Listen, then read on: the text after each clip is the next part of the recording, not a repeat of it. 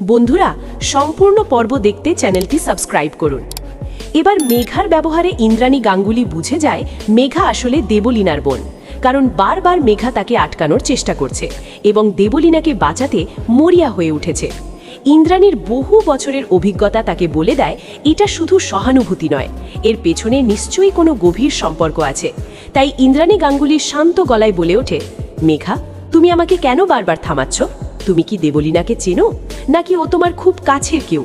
এই প্রশ্ন শুনেই মেঘার মুখের রং ফ্যাকাশে হয়ে যায়। ঘরের ভেতর তখন এক অদ্ভুত উত্তেজনা তৈরি হয়েছে। আয়ুষ্মান আর ঈশান দুজনেই চারপাশে সতর্ক হয়ে দাঁড়িয়ে আছে।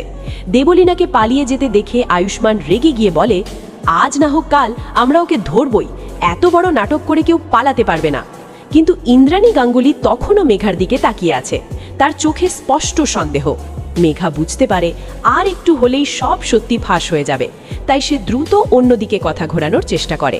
বলে, মনি, তুমি এখন বিশ্রাম নাও, তুমি অনেক কষ্ট পেয়েছো। কিন্তু ইন্দ্রাণী গাঙ্গুলি এত সহজে থামার মানুষ নন। তিনি ধীরে ধীরে উঠে দাঁড়ান।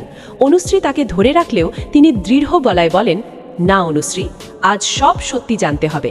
এতদিন ধরে আমার পরিবারকে নিয়ে যে খেলাটা চলছে তার শেষ আজই করতে হবে। ঠিক তখনই রাজবাবুও সেখানে এসে পৌঁছায়। তিনি ইন্দ্রাণীকে দেখে অবাক হয়ে বলেন, ইন্দ্রাণী, তুমি ঠিক আছো? আমরা সবাই ভীষণ চিন্তায় ছিলাম। ইন্দ্রাণী একটু হাসে এবং বলে, আমি ঠিক আছি, কিন্তু আমাদের বাড়ির ভেতরেই যে শত্রু লুকিয়ে আছে সেটা আজ বুঝতে পারলাম।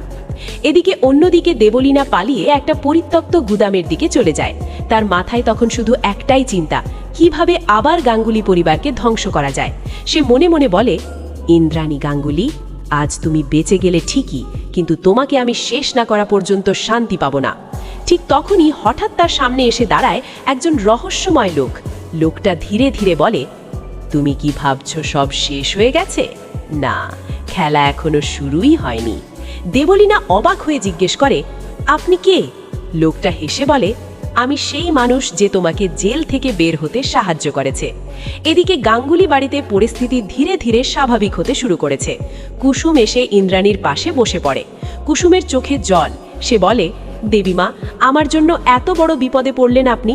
আমি যদি সময় মতো না আসতাম। ইন্দ্রাণী তার মাথায় হাত রেখে বলে, না কুসুম, এটা তোমার দোষ নয়, বরং তুমি আমাদের পরিবারের জন্য বারবার নিজের জীবন ঝুঁকিতে ফেলেছ। এই কথা শুনে বাড়ির সবাই আবেগে চুপ হয়ে যায়। কিন্তু তখনই নতুন করে আরেকটা রহস্য সামনে আসে।